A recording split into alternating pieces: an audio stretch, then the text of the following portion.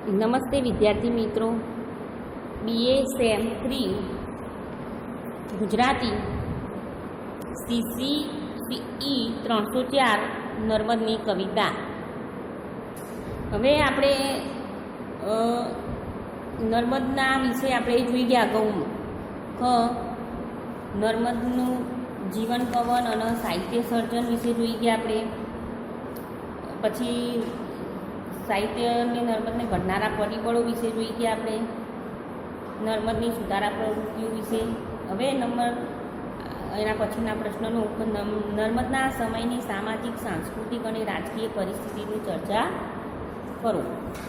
તો આપણે જોઈએ તો અર્વાચીન ગુજરાતી સાહિત્યમાં સૌ પ્રથમ તો આપણે દલપતરામ પછી નવલરામ લગભગ દલપતરામ પછી સૌપ્રથમ તો દલપતરામ, એના પછી નર્મદ પછી નવલરામ આવે છે. તો આપણે લગભગ 150થી વધારે વર્ષોના સમયગાળા દરમિયાન રચાયેલું જે સાહિત્ય છે એ 19મી સદીના શરૂઆતના દાયકાઓથી જ મધ્યકાલીન યુગના અસ્તની અને અર્વાચીન યુગના ઉદયની શરૂઆત થઈ ચૂકી હતી. એટલે આપણા સૌપ્રથમ જે મધ્યકાલીન યુગ એમાં છેલ્લા દયારામ કવિ છે, અને એના પછી જે અર્વાચીનની શરૂઆત થઈ એ દલપતરામથી થઈ, એના પછી બીજા નંબરના નર્મદ. તો ઈસવીસન 1850ની આસપાસના જે સમયગાળાથી લઈને આજ સુધીનો જે સમયગાળો સર્જાયો એ સાહિત્યને અર્વાચીન ગુજરાતી સાહિત્ય તરીકે ઓળખવામાં આવે છે.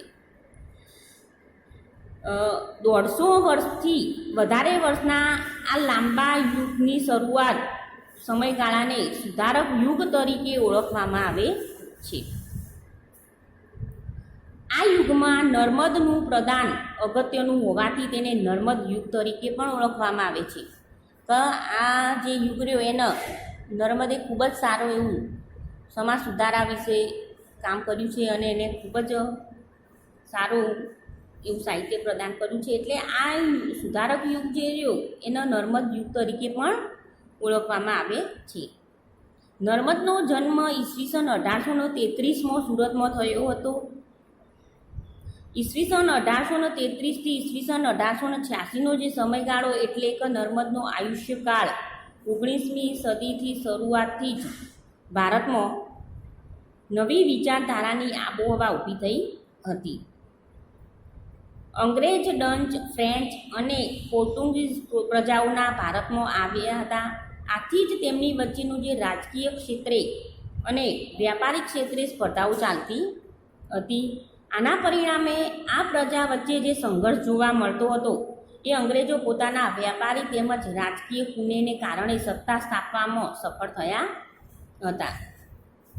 આપણે જોઈએ છીએ કે મધ્યકાલીન સાહિત્ય તો ધર્મ પ્રધાન જ સાહિત્ય હતું બધું. એમાં કોઈ કેળવણીનો એટલો બધો વિકાસ થયેલો જોવા મળતો નથી. પણ જ્યારે અર્વાચીનની શરૂઆત થઈ કે અંગ્રેજો આવ્યા ત્યારે અંગ્રેજોના આવવાથી જે કેળવણીની શરૂઆત થઈ એ આપણો ખૂબ જ લાભદાયી ગણી શકાય. એનાથી જ આપણા જાગૃતતા આવી, કેળવણી સ્કૂલો આવી, શાળાઓ આવી, એનાથી જ જે આપણે સાહિત્ય થયું નર્મદના સમાજ સુધારણા વિશે જે કર્યું એ ખૂબ જ અગત્યનું છે જોવા મળે છે. હવે આપણે જોઈએ તો રાજકીય પરિસ્થિતિ. તો ઈસવીસન 1775માં ગુજરાતમાં મોગલ સલ્તાનનો અંત આવ્યો, કારણ કે અમદાવાદ મરાઠાઓના હાથમાં ચાલ્યું ગયું હતું. ઈસવીસન 1817 અને 18માં મુંબઈના ગવર્નર એલિફન્સ્ટન વડોદરામાં આવ્યા હતા. ત્યારે સયાજીરાવ બીજા ગાયકવાડ સાથે સમજૂતી સંધાઈ હતી કે સૌરાષ્ટ્રના અને ગુજરાતના ખડિયા રાજાઓ પર બ્રિટિશ હુકુમતનો કાબુ રહે. બ્રિટિશ હુકુમતને ખડિયા રાજાઓ પાસેથી ખંડણી ભેગી કરીને ગાયકવાડે આપવી, અને આવી સમજૂતી એ વખતે થઈ હતી. આમ ઈસવીસન 1818 સુધીમાં અંગ્રેજો ગુજરાત પર હુકુમત જમાવવામાં સફળ થવા લાગ્યા હતા, અને આથી જ રાજકીય પરિસ્થિતિમાં ફેરફાર આવ્યો હતો. અંગ્રેજોના શાસનમાં એમની કુનેહને કારણે કેટલીક દૂરોગામી અસરો ઊભી થઈ હતી. રાજકીય અસ્થિરતા, અંધાધૂંધી તથા અસલામતીના વાતાવરણનો જ આ સમયમાં અંત આવવા લાગ્યો. રગ અને પીઢારાઓના ત્રાસ નાબૂદ થવા લાગ્યો. એટલે કે આ સમયમાં કાયદાનું શાસન શરૂ થયું. એનું પરિણામ એ આવ્યું કે લોકો શાંતિ અને સલામતી અનુભવવા લાગ્યા અને આથી જ પ્રજાની પરલોક પ્રત્યેની જે દ્રષ્ટિ એહિક જગતના આનંદનો જ તરફ પાછી વળી. મધ્યકાલીન યુગમાં સાહિત્ય કેવળ ધર્મલક્ષી સાહિત્ય હતું, જેમાં જીવનનો ઉલ્લાસ જ જોવા મળતો નહોતો. પરંતુ નર્મદના સમયમાં રાજકીય શાંતિ અને સલામતીના વાતાવરણમાં પ્રજાનો સુકાયેલો જીવનનો ઉલ્લાસ ફરીથી પાંગરવા માંડ્યો હતો. આપણે જોઈ ગયા અગાઉ મધ્યકાલીન જે સાહિત્ય રહ્યું એ બધું ધર્મ પર જ આધારિત હતું, કારણ કે એ વખતે જીવનનો જે ઉલ્લાસ જોવા મળતો એવો હતો નહીં. પરંતુ આ નર્મદના સમયમાં જ આપણે જે રાજકીય શાંતિ અને સલામતીનું વાતાવરણ ઉલ્લાસ ફરીથી પાંગરવા માંડ્યો હતો. પરંતુ શાંતિ અને સલામતી માટે જે કિંમત પ્રજાએ વેઠવી પડી હતી એનું પ્રજાને ધીમે ધીમે ભાન થતું ગયું. આથી જ પ્રજાના બળવાની જે ભાવના જાગી અને તાત્યા ટોપે, મંગળ પાંડે અને ઝાંસીની રાણી લક્ષ્મીબાઈ જેવાઓએ તો પ્રજાના શાસન સામેના બળવાને હાથમાં લીધો હતો. ઈસવીસન 1857માં વિપ્લવ થયો અને કહીએ તો સ્વાતંત્ર્ય સંગ્રામની શરૂઆત થઈ. આ સ્વાતંત્ર્ય સંગ્રામમાં જ ગુજરાત સીધે સીધું જોડાયેલું ન હતું, પરંતુ આ સંગ્રામનો પડઘો ગુજરાતમાં પણ પડ્યો હતો. આ અરસામાં તાત્યા ટોપે નડિયાદમાં ગુપ્ત વેશે આવ્યા હતા અને બિહારી દાસ દેસાઈને ત્યાં રહ્યા હતા. 1857નો જે વિપ્લવ નિષ્ફળ ગયો અને દેશમાં વાતાવરણ અત્યંત દોહાઈ ગયું હતું. આ સંજોગોમાં મહારાણી વિક્ટોરિયાએ એક ઢંઢેરો બહાર પાડ્યો, જેમાં જણાવવામાં આવ્યું કે હિંદની જનતાને શાંતિ, સલામતી અને વ્યવસ્થાપૂર્ણ રાજ્ય શાસન આપવામાં આવશે. સમય જતાં દેશ પર અંગ્રેજોની પકડ મજબૂત બનતી ગઈ અને અવ્યવસ્થા તથા અશાંતિથી ત્રાસેલી પ્રજાને શાંતિ, વ્યવસ્થા અને સલામતીવાળા વાતાવરણમાં ઉલ્લાસનો ભાવ પણ અનુભવાયો હતો. પ્રજાના માનસમાં આવેલો આ સૂક્ષ્મ ફેરફાર સાહિત્ય પર અસર કરવાને એક પરિબળ બની રહ્યો હતો. આ રીતે આપણે જોઈએ તો રાજકીય પરિસ્થિતિ આ રીતે અર્વાચીનમાં નર્મદના સમયમાં હતી. હવે આના પછીની જોઈએ તો સામાજિક પરિસ્થિતિ. તો સામાજિક પરિસ્થિતિમાં અર્વાચીન યુગ જ્યારે શરૂ થયો ત્યારે સમાજમાં અનેક કુરિવાજો પ્રચલિત હતા. બાળકીઓને દૂધ પીતી કરવામાં આવતી હતી. સમાજમાં ભૂત પ્રેતની માન્યતાઓ ફેલાયેલી હતી. વિધવા વિવાહ કરતા નહીં. વૈવિધ્ય ગાળવું ખૂબ જ કઠિન હતું. બાળ વિવાહ થતાં પરદેશ જવા પર એ સમય પ્રતિબંધ હતો. વટાળ પ્રવૃત્તિઓ પણ ચાલતી. ધાર્મિક ક્રિયાકાંડો, રૂઢિદાસ્ય, કજોડા અને પ્રેત ભોજન વગેરેની સમાજમાં ઘેરાયેલો હતો. સમાજની આ સમસ્યાઓ દૂર કરવા માટે ઉચ્છેદાત્મક અને સંરક્ષણાત્મક એમ બંને પ્રકારના આંદોલનો પણ થતા હતા. દુર્ગારામ, નર્મદ, મહિપતરામ અને કરસનદાસ જેવા સમાજ સુધારકોએ પણ ઉચ્છેદાત્મક ગણી શકાય એ રીતે સમાજ સુધારવા પ્રત્યે પ્રયત્નો કર્યા.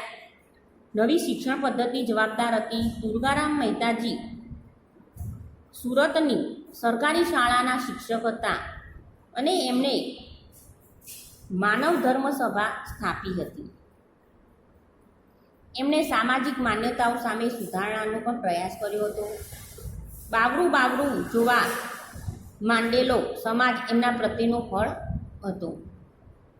સમાજની ગોળ નિંદ્રાને તોડવાનું કાર્ય નર્મદે કર્યું હતું. ઈસવીસન 1854માં નર્મદે બુદ્ધિવર્ધક સભામાં જોડાયા અને ત્યારબાદ એને સમાજ સુધારણાને લક્ષ્યમાં રાખીને ભાષણો આપ્યા હતા અને નિબંધો પણ લખ્યા હતા. 1858માં એમને નર્મદે બુદ્ધિવર્ધક સભાનો મંત્રી બન્યો હતો. નર્મદની કવિતાને સુધારાના બાઇબલ તરીકે પણ ઓળખાઈ હતી. ઈસવીસન 1860માં મહિપતરામ પરદેશ ગયા હતા. આ જ વર્ષમાં નર્મદે વિધવા વિવાહ વિશે જદુનાથજી મહારાજ સાથે જાહેરમાં વિવાદ કર્યો હતો. મહિપતરામનો પ્રયાસોને કારણે જ ગુજરાતમાં પ્રાર્થના સભાની સ્થાપના થઈ હતી.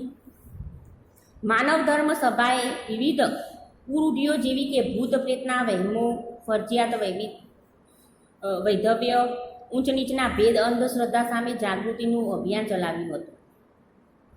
પ્રાર્થના સભામાં નિરાકાર ઈશ્વરની પૂજા કરવી એ બધી જ પ્રવૃત્તિઓમાં ઈશ્વરનો ખ્યાલ રાખવો એવી ભાવના સામાયેલી હતી. કરશનદાસ મૂળજીએ સત્યપ્રકાશ અને નર્મદે દાંડિયા દ્વારા સમાજ સુધારણાના પ્રયાસો કર્યા. આ સમયગાળામાં ગુજરાતમાં પહેલાં પુનઃલગ્ન ઘટના નોંધાઈ હતી. દિવાળી નામની બ્રાહ્મણ વિધવાનું ગણપત નામના બ્રાહ્મણ સાથે પુનઃલગ્ન થયું હતું. સુધારાનો જે વંટોળ ઊભો થયો હતો તેનો નોંધપ્રદ કેસ મહારાજ લાઇબલ કેસ મુંબઈ હાઈકોર્ટમાં ઈસવીસન 1862માં ચાલ્યો હતો અને આ કેસ કરશનદાસ મૂળજી જદુનાથજી મહારાજ સામે વિજય થયા હતા. નર્મદે ઈસવીસન 1866માં એક નિસહાય વિધવા સ્ત્રીને આશ્રય આપ્યો હતો. નર્મદે નર્મદા ગૌરી નામની વિધવા સાથે ખાનગીમાં લગ્ન પણ કરેલા. ગુજરાતમાં જ મણિશંકર કિકાણી જેવા સુધારકોએ પણ સમાજ સુધારાનું કામ આગળ વધારેલું અને વિદ્યા ગુણ વિલાસ મંડળી નામની સંસ્થા રાજકોટમાં આ અરસામાં સ્થપાઈ હતી. સાંસ્કૃતિક પરિસ્થિતિ જોઈએ તો ધર્મના નામ પર અંધશ્રદ્ધાઓનું પ્રમાણ સમાજમાં વધતું હતું. ધર્મ નામે છેતરપિંડી, પ્રતિબંધો લોકોને અકળાવવા લાગ્યા હતા અને ખ્રિસ્તી અને ધર્મ પ્રચારનું પ્રમાણ પણ આ સમયમાં વધતું હતું. ધાર્મિક વટાણ પ્રવૃત્તિઓ શરૂ થઈ હતી અને કેટલાક અનિષ્ટોને કારણે હિન્દુ ધર્મની ટીકાઓ પણ થવા લાગી હતી. અંગ્રેજી કેળવણી કેટલેક અંશે તો ઈસવીસન 1885 સુધીમાં હિન્દુ ધર્મના પ્રતિકૂળ બની ગઈ હતી. જડ માન્યતાઓ પાળવામાં યુવાન વર્ગ પાછો પડવા લાગ્યો હતો અને આ સમયમાં હિન્દુ ધર્મમાં ઘૂસેલા પાળવામાં યુવાન વર્ગ પાછો પડવા લાગ્યો હતો. આ સમયમાં હિન્દુ ધર્મમાં ઘૂસેલા અનિષ્ટો દૂર કરવાના પ્રયત્નો પણ થવા લાગ્યા હતા. ઈસવીસન 1871માં અમદાવાદમાં સ્થપાયેલા પ્રાર્થના સમાજે સમાજ સુધારાની સાથે સાથે ધાર્મિક શુદ્ધિકરણ માટે કામ કર્યું અને આ ઉપરાંત આર્ય સમાજ અને થિયોસોફિકલ વર્તુળોની ભૂમિકા પણ સમાજ સુધારણાના ક્ષેત્રે ઉલ્લેખનીય ગણાય છે. શ્રીમન નરસિંહાચાર્ય ઈસવીસન 1848થી 1898 એ મહાકાલ નામનું સામયિક ચલાવીને યોગશાસ્ત્રનો પ્રચાર પણ કર્યો હતો. દયાનંદની ધર્મરક્ષકની ભાવનાને નર્મદે પોતાની ઉત્તરાવસ્થામાં અલગ રીતે જ જોતા એને ઉચ્છેદક સુધારા પ્રવૃત્તિઓ ધીમી પડવા માંડી હતી અને એના સુધારકોમાં પણ સ્વાર્થ, ભીરુતા અને અસત્ય જેવા ગુણો પણ જણાવવા માંડ્યા હતા. એણે 1877માં જણાવ્યું હતું કે સર્વ ધર્મનું સંરક્ષણ અને ન્યાય બુદ્ધિનું પાલન, બ્રાહ્મણ બુદ્ધિનું મહાત્મય અને શાસ્ત્ર બુદ્ધિનું ઔદાર્ય એ અમારું મત છે. અંગ્રેજોના શાસનથી શરૂઆત થવાથી ધોળી તથા કાળી ચામડીનો ભેદ શરૂ થયો. અંગ્રેજી કેળવણીનો ઉપયોગ સંસ્કૃતિ પર આક્રમણના સાધન તરીકે પણ કર્યો હતો. લોકો અંગ્રેજોના જીવન અને સંસ્કૃતિના સીધા સંપર્કમાં આવ્યા અને પ્રવાહમાં આવીને કેટલાક લોકો અંગ્રેજોની રહેણી કરણી, એમના આચાર વિચાર આંધળું અનુકરણ કરતા થયા અને નવી કેળવણી પામેલા લોકોને પણ આપણું સામાજિક માળખું જડ અને જીર્ણ લાગતું હતું. આથી જ આવા માળખાને સુધારવા પ્રયત્નો ઉત્સાહભેર આ યુગમાં થયા હતા.